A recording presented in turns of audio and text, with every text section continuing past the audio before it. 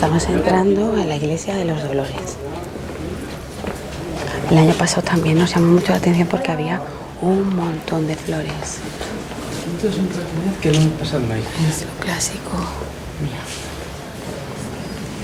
Voy a ponerlo yo. Madre mía, preciosas. Y mirad qué detalle.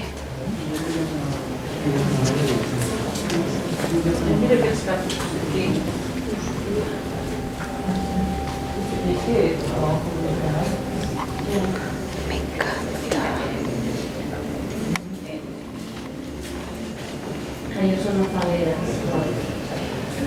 Me encanta.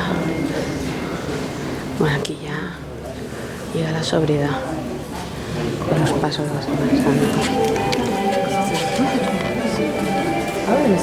Estamos en la zona de la Virgen de los Dolores. Entonces veis, ahí han hecho composiciones.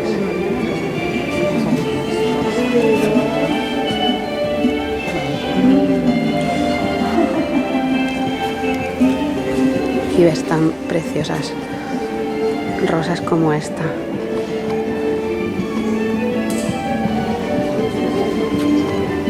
El olor es alucinante. Son cestos de flores, composiciones. Súper bonitas.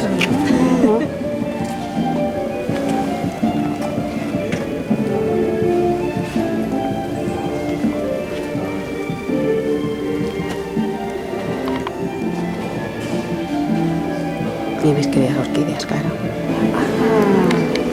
Pero pensaba que era de la...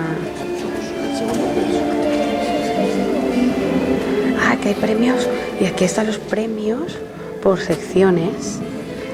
Las personas que han... Uy, es que es precioso ese, ¿eh?